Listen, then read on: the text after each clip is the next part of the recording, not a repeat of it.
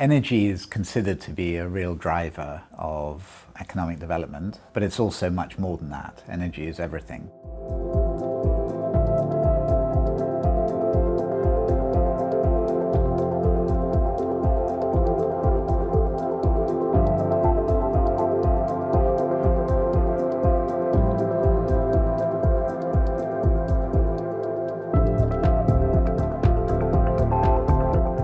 It was the first DFI funding in Eastern Congo since 1985, and that symbolically is very important for the simple reason to normalize the economy.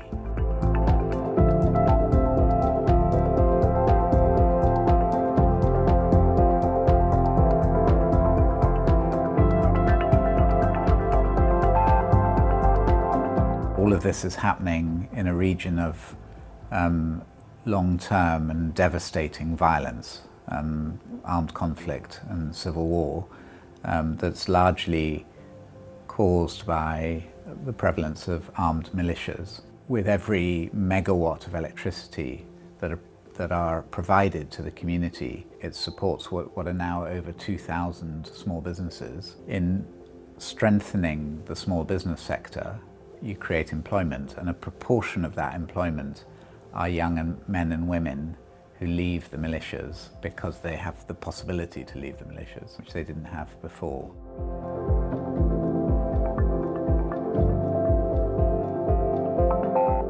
We had the second largest Ebola epidemic in history that took place in our area, in and around the park.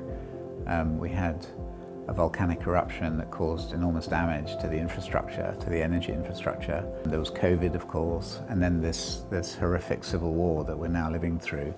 But what's been important is the level of support and the relationship with a range of investors, BII being central to that.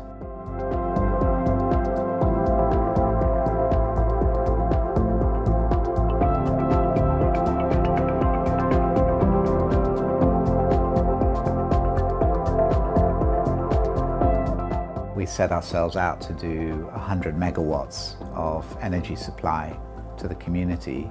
We're at about 60 megawatts today, so we feel good about that, but we have to see through the rest of that program. But more importantly, what we'd like to see is the transformation of the economy, and that's not just about energy, it's more about the agricultural transformation. If we can transform that agricultural production, because we can supply energy and the investment into transformation plants, then we're having a real impact. Then we're touching the lives of the 11 million people who live around the park. So that's really important to us.